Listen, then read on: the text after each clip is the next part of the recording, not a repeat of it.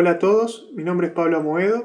En este video vamos a hacer una presentación sobre el convertidor electrónico multipropósito, el cual es un desarrollo realizado dentro de la Facultad de Ciencias Exactas, Ingeniería y Agrimensura de la Universidad Nacional de Rosario.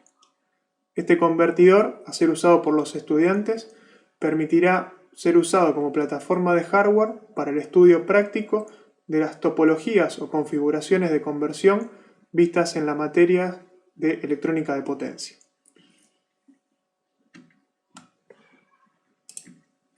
Como les comentaba antes, mi nombre es Pablo Amoedo, tienen mi correo de contacto para cualquier consulta sobre el convertidor o el contenido de estas diapositivas.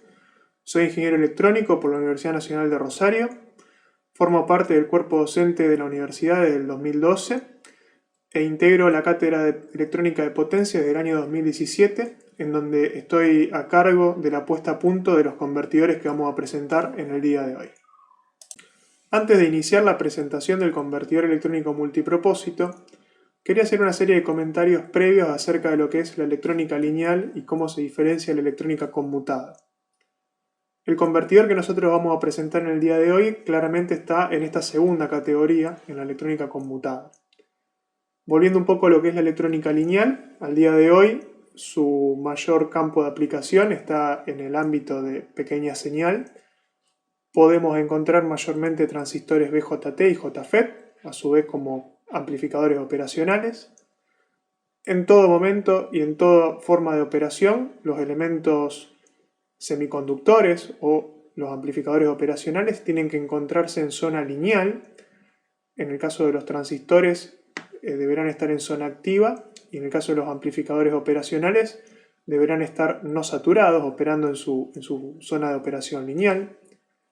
En el caso, por ejemplo, de un transistor BJT, que es el caso más común o más sencillo de visualizar, en su zona de operación lineal se transforma o se puede modelar como un amplificador en donde la corriente de colector es beta veces la corriente de base, pero existen una serie de problemas con respecto a la electrónica lineal, problemas inherentes a ella, en los cuales la tensión de colector emisor, siguiendo con el ejemplo del transistor BJT, tiene una tensión superior al valor de saturación de ese transistor. Pongamos un ejemplo, será mayor a los 0,7 voltios, que comúnmente decimos que son los mínimos para un transistor para operar en zona activa. Con lo cual, si existe una corriente de polarización para ese transistor, y yendo a la aproximación de que la potencia disipada en ese transistor va a ser el producto de la corriente de colector y la tensión de colector emisor, vamos a ver de que esa polarización de los transistores para poder operar en zona lineal conlleva con una pérdida importante de la eficiencia que incluso puede llegar a cero. Es decir, si tenemos un amplificador de audio en el cual no estamos inyectando señal, no estamos amplificando ninguna señal de entrada, como tiene que estar en todo momento ese transistor en zona de polarización, está continuamente disipando potencia, con lo cual ahí la eficiencia claramente es cero porque no tenemos señal de salida, pero sí claramente existen pérdidas. Con lo cual la electrónica lineal se caracteriza por no ser eficiente, y es por ello que, volviendo a lo que decía antes, más en el día de hoy está dedicada al uso en el campo de pequeña señal y no de grandes potencias procesadas. La baja eficiencia de la electrónica lineal motivó el desarrollo tecnológico de una nueva rama de la electrónica, conocida como conmutada o no lineal, y que tuviese como principal objetivo la mejora en la eficiencia de dichas topologías de conversión de energía. Dentro de la electrónica conmutada existe una subrama que se conoce como aquella que emplea dispositivos semiconductores con capacidad de corte y conducción controlada. Dentro de esa subrama, el empleo de transistores MOSFET e IGBT es el caso más típico. Precisamente hablamos de dispositivos con capacidad de corte y conducción controlada porque dichos dispositivos pueden ser encendidos o cortados por medio de la aplicación de una señal de compuerta. Cuando la señal de compuerta se encuentre en estado alto, los dispositivos semiconductores van a operar en saturación con una tensión drain source muy baja, mientras que cuando estén cortados la tensión drain source quedará sujeta al circuito en el cual están conectados, pero no existirá corriente circulante por ellos. La operación de este tipo de transistores, por medio de esta forma en corte y conducción, permite lograr procesos de conversión con una eficiencia notablemente superior a lo que es la electrónica lineal, producto de que la potencia disipada en estos dispositivos resulta considerablemente menor que al caso estudiado en electrónica lineal, en donde en la electrónica lineal puntualmente los dispositivos semiconductores tenían que tener una cierta tensión de drain source o de colector emisor y con una corriente también superpuesta en simultáneo. Con lo cual, esta forma de operación con electrónica conmutada, en donde los dispositivos van a ser continuamente prendidos y apagados, permite lograr mejoras en la eficiencia de la conversión si se usa este tipo de dispositivos o este tipo de tecnología. Al día de hoy la electrónica lineal está puramente dedicada a lo que es pequeña señal. Puntualmente podemos resaltar el ejemplo de amplificadores de audio que utilizan electrónica lineal para la amplificación de señales que puedan venir de una fuente, como por ejemplo un instrumento musical, y que deseen ser ingresadas o dirigidas a un parlante. Lamentablemente la baja eficiencia que ha tenido ha detenido un poco su uso en aplicaciones que procesen potencias mayores y en donde por la mejora en la eficiencia se ha decidido proceder con electrónica conmutada en lugar de electrónica lineal. Al día de hoy la electrónica conmutada y por las mejoras logradas en la eficiencia se ha vuelto sumamente utilizada en diversos campos industriales de la electrónica. Por ejemplo, hablando de lo que es generación a partir de fuentes renovables, la electrónica conmutada es usada en aerogeneradores y paneles fotovoltaicos para así generar energía eléctrica y enviarla a la red eléctrica para su posterior consumo. También es utilizada en lo que son las fuentes de alimentación, por ejemplo de computadoras o de diversas cargas que puedan requerir contar con corriente continua como alimentación de entrada.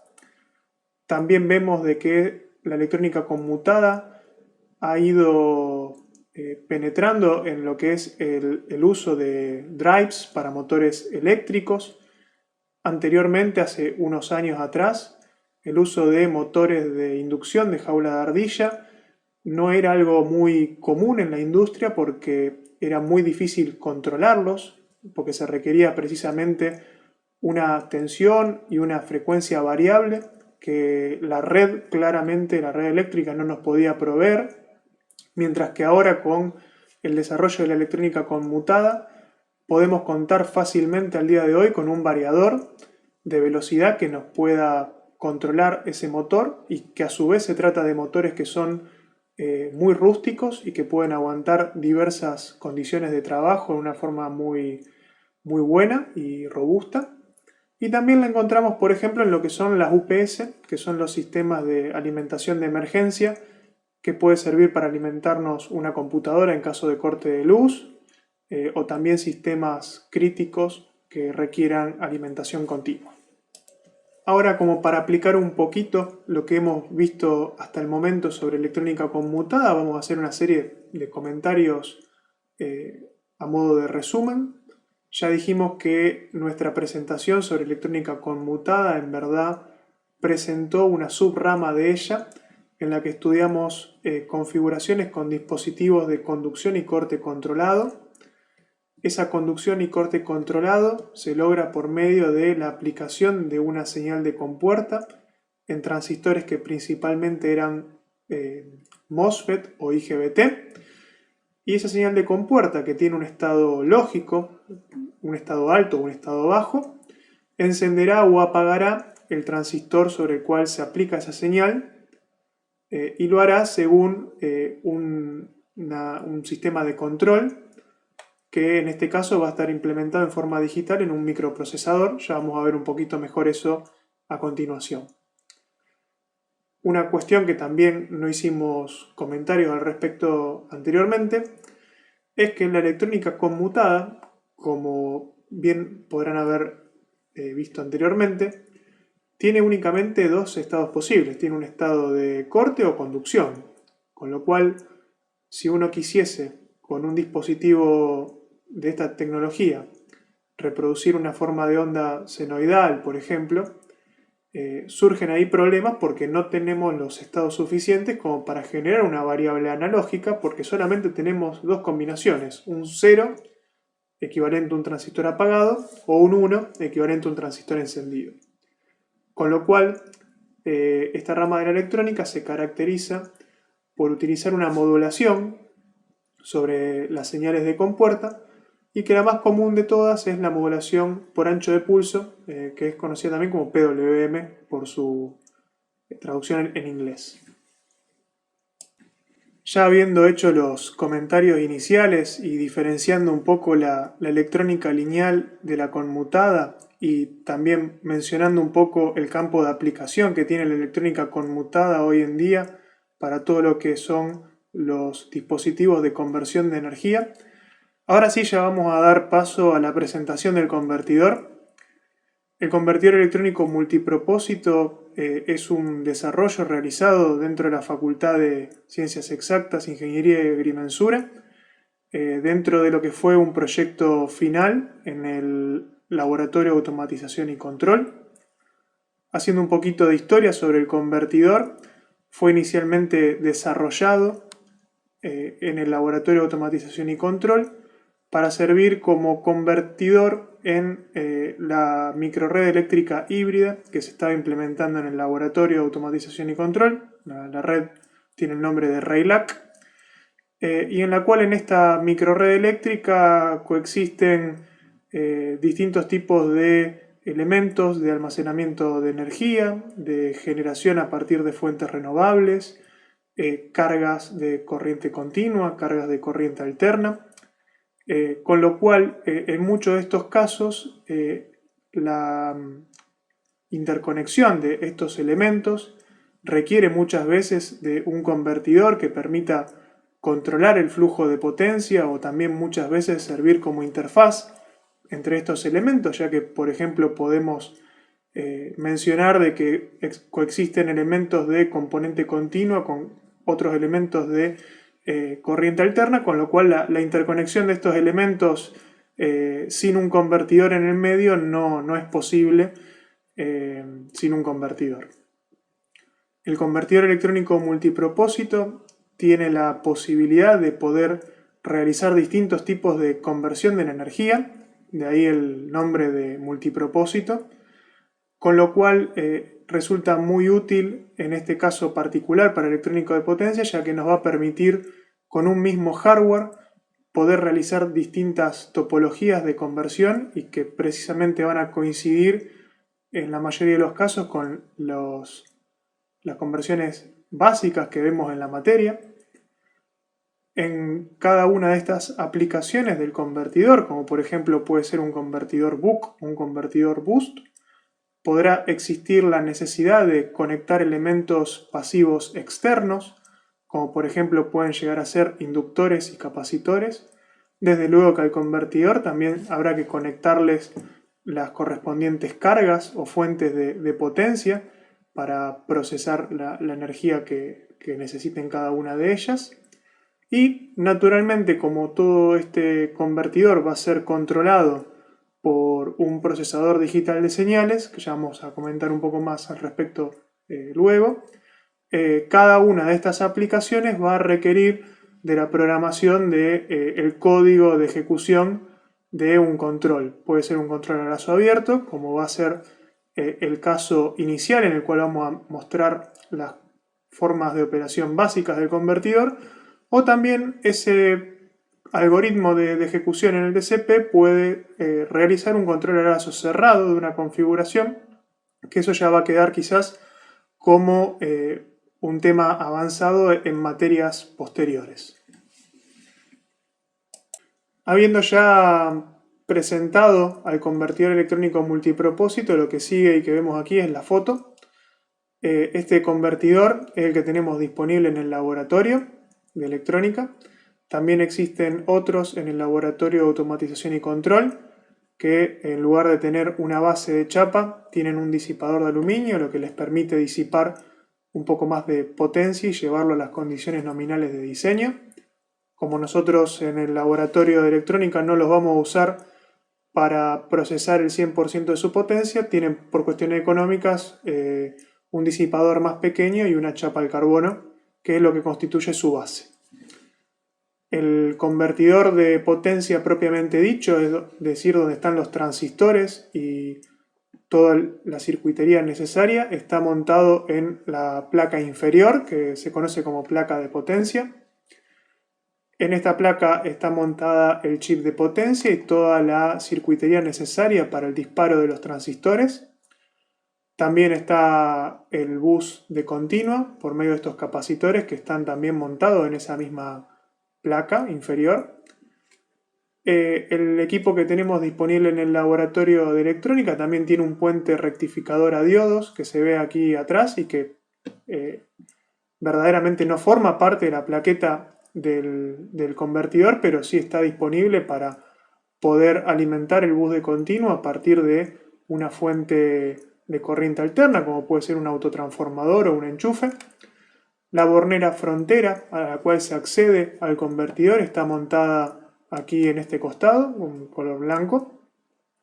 Y la placa superior que compone el convertidor es la placa de control y en la cual se encuentra emplazado el procesador digital de señales que está en esta placa que se ve transversal y toda la circuitería de acondicionamiento para las mediciones necesarias del convertidor. No lo había aclarado antes, pero es importante decirlo. El convertidor también incluye toda la circuitería necesaria para el acondicionamiento y medición de señales eléctricas, ya sean internas del convertidor como también externas en caso que se necesite, y esto permite una mayor sencillez al momento de querer cerrar un lazo de control e implementar un control a lazo cerrado, siendo esta la forma típica de operación de los convertidores. Nosotros en la materia inicialmente, recordemos, vamos a estudiar principalmente los convertidores en un control a lazo abierto, es decir, imponemos un ciclo de trabajo y vemos cómo responde la salida a ello, mientras que en la realidad lo que va a ocurrir es que siempre se desea que nuestra salida de nuestro control esté, valga la redundancia, controlada, y eso se va a lograr por medio del ajuste del ciclo de trabajo.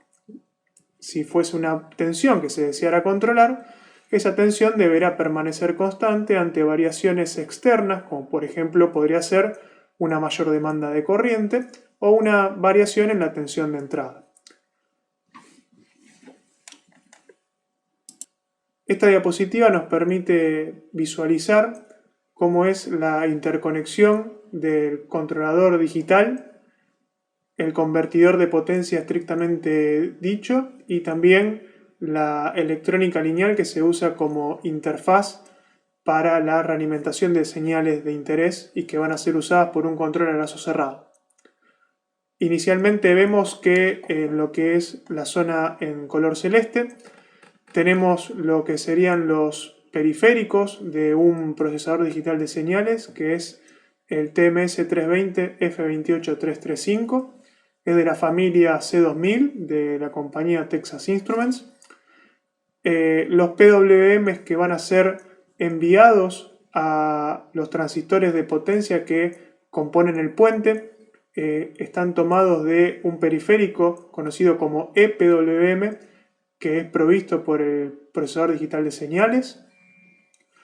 Naturalmente, como la mayoría de los DSP, este microcontrolador también incluye un ADC que va a permitir la realimentación al mundo digital de señales analógicas, permitiéndonos así realizar un control a lazo cerrado en caso de que se necesite.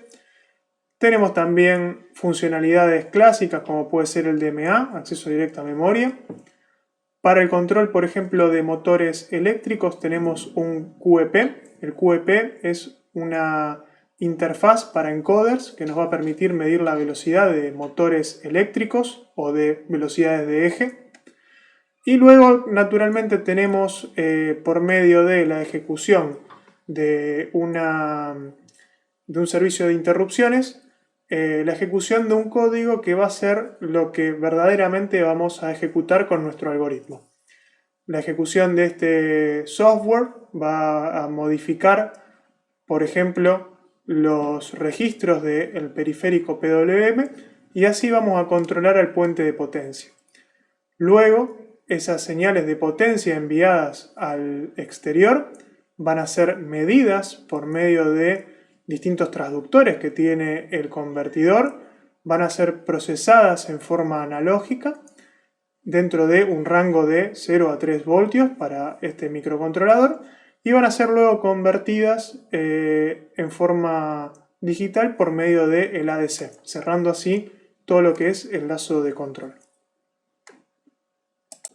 En lo que respecta a los puertos de potencia del convertidor, esta figura resume un poco lo que son sus puertos. En el puerto de la izquierda que vemos aquí tenemos a lo que se conoce como bus de continua. El bus de continua tiene que mantener una polaridad tal como se muestra en esta diapositiva, en donde tenemos una convención con signo positivo y negativo. No puede invertirse el signo. En este bus de continua es en donde están emplazados los tres capacitores que mostramos en la foto del convertidor. También un segundo puerto del convertidor está dado por tres fases A, B y C que pueden procesar variables de tipo de corriente alterna como de corriente continua. Habrán visto o habrán escuchado, mejor dicho, de que no hablé en ningún momento de puerto de entrada o de salida. Es una característica del convertidor multipropósito, o mejor dicho, de su estructura de potencia, que estos puertos pueden operar tanto como entrada como de salida en lo que respecta al flujo de potencia, permitiendo así tener un control bidireccional de la potencia activa. Es decir, la potencia activa procesada por el convertidor puede ir tanto de izquierda a derecha como de derecha a izquierda. Esta figura que vemos ahora muestra un poco lo que es la arquitectura del puente de potencia del convertidor. Sigue también un poco los lineamientos que habíamos visto en la diapositiva anterior, en donde teníamos el bus de continua a la izquierda y las fases A, B y C a la derecha. El bus de continua, como habíamos comentado antes, tiene no un capacitor, sino los tres capacitores, están aquí concentrados en un único capacitor.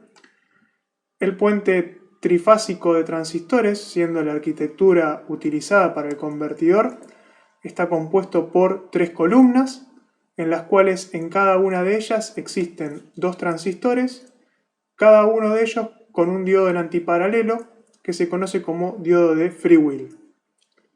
Como podrán imaginar, la conducción simultánea de dos transistores genera un cortocircuito en el bus de continua, mejor dicho en el capacitor, lo cual representa una condición de destrucción del convertidor y que claramente está prohibida. Con lo cual, siempre que se enciende un transistor, el transistor complementario de la misma columna debe estar apagado. Resultan así señales de tipo complementario entre una y otra. Las señales enviadas a los transistores son generadas por el procesador digital de señales, quien va a prender o apagar los transistores según sea la modulación utilizada para la aplicación bajo estudio. Lo que sigue ahora es una breve descripción de cómo se puede interconectar con el exterior al convertidor electrónico multipropósito para operar en forma monofásica.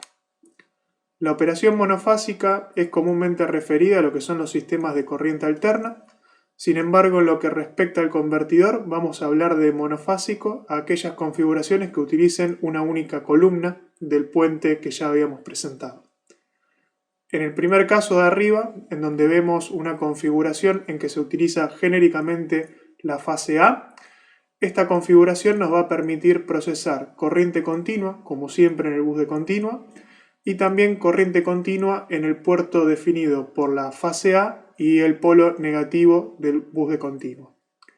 Una segunda configuración del convertidor, en donde la salida monofásica está comprendida entre la fase A y la B, también genéricamente hablando, nos va a permitir a nosotros procesar corriente alterna en este puerto, mientras que la limitación del bus de corriente continua se sigue manteniendo en el sentido de que tiene que mantener una polaridad como la ya referida anteriormente.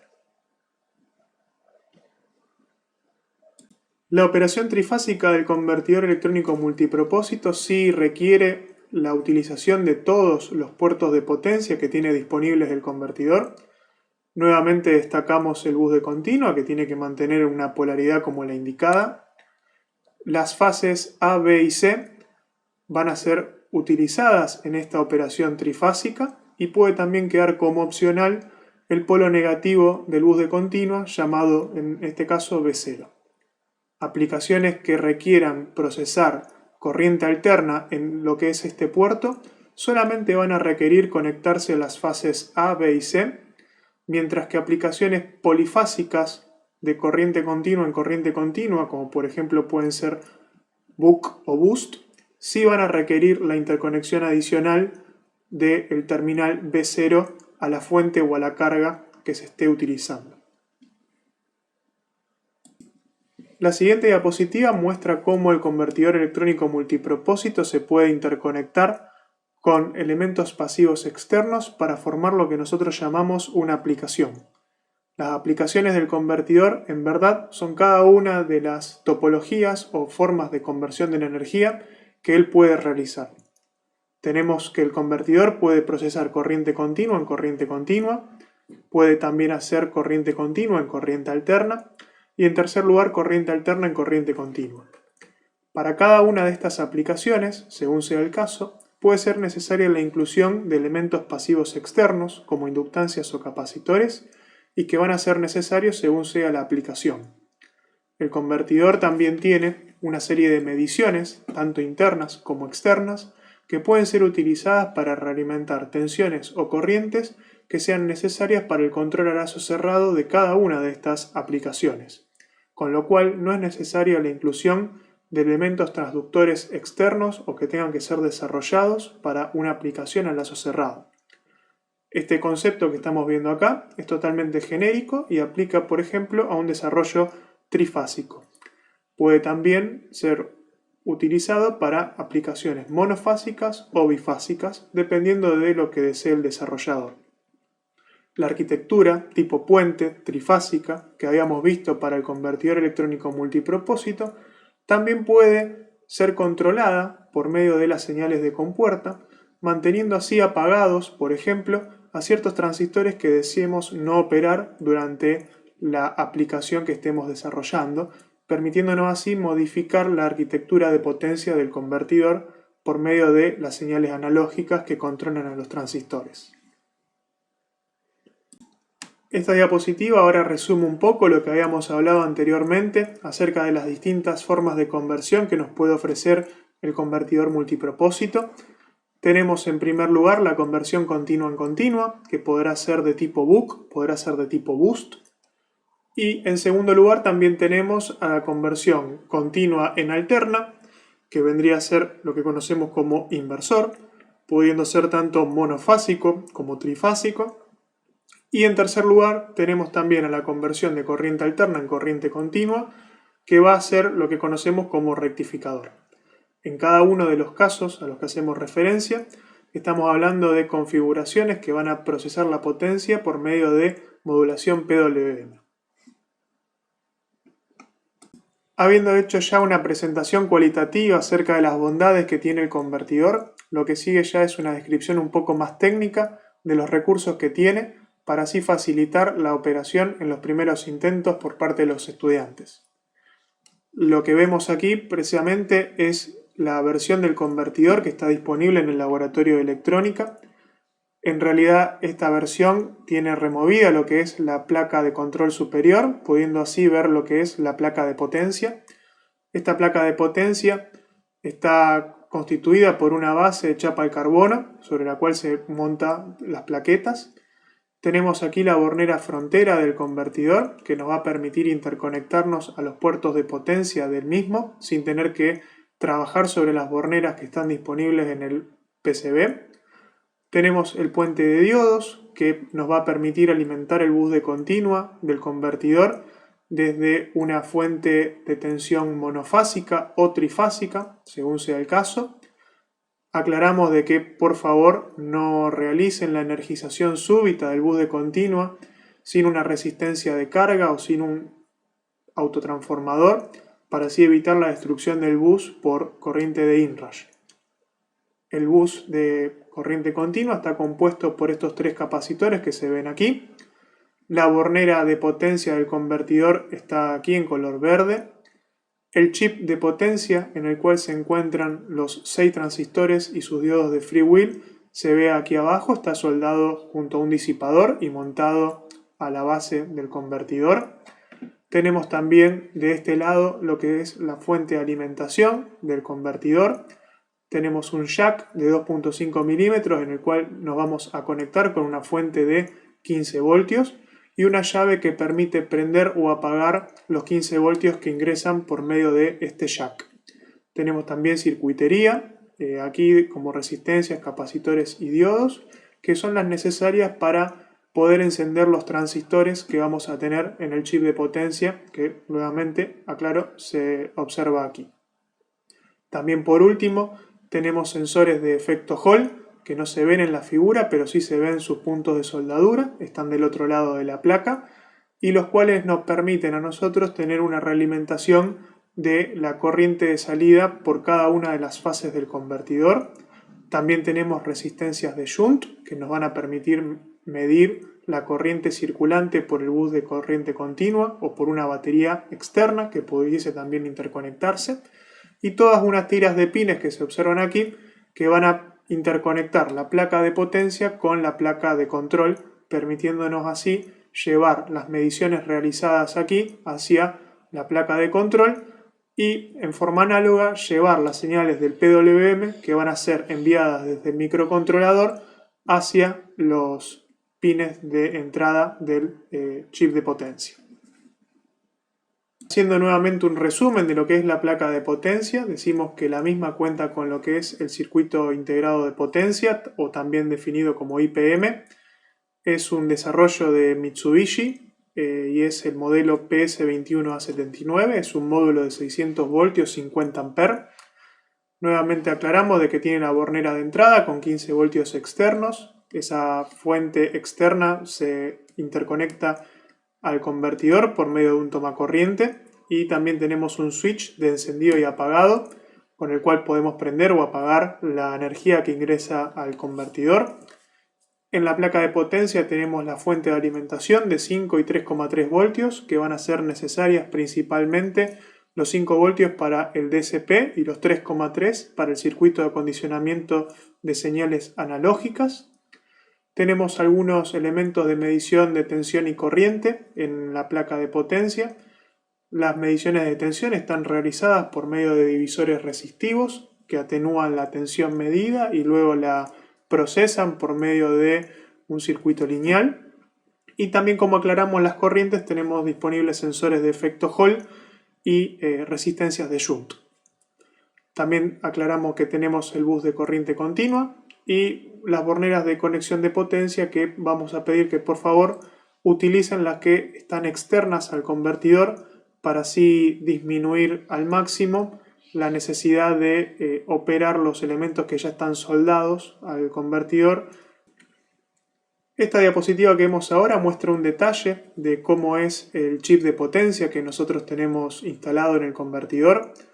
La foto que vemos aquí es extraída de la hoja de datos y también podemos ver un esquemático del fabricante en el cual se observan todos los pines de entrada y salida que tiene este chip.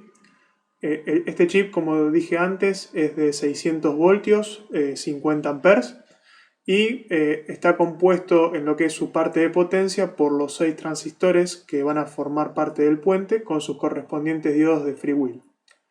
Este tipo de chip conocido como IPM, requiere la aplicación de señales de 3,3-5 voltios para el encendido de los transistores y cuenta también con una circuitería interna construida dentro de él que a partir de esas señales va a poder excitar a los transistores que forman parte del chip para así prenderlos o apagarlos. Con lo cual ya se trata de una solución que viene prácticamente lista para ser utilizada y que naturalmente reduce mucho el tamaño de las placas, reduce mucho el tiempo de diseño, ya que todo lo que es la excitación de los transistores viene totalmente ya solucionada con este chip. La placa de control propiamente dicha es esta placa grande que podemos ver aquí. Una placa más pequeña es en la cual se encuentra montado el DSP que vamos a utilizar. Esta placa es un desarrollo de Texas Instruments, es un producto comercial externo al convertidor. Esta pequeña placa va a ir montada sobre este zócalo DIMM que tenemos aquí. La placa de control contiene dos formas de comunicación con el exterior. La primera de ellas es una conexión USB por medio de un puerto tipo B. Con esta comunicación USB vamos a poder programar al microcontrolador y también hacer un debugging en tiempo real. La segunda comunicación que tenemos está en este extremo y es una comunicación CAN, lo cual permitiría formar una red de convertidores y luego poder realizar quizás un control de mayor nivel jerárquico con una capa de control superior. Precisamente volviendo un poco a la historia del convertidor, ese puerto de comunicaciones va a ser usado para interconectar los distintos convertidores en una red.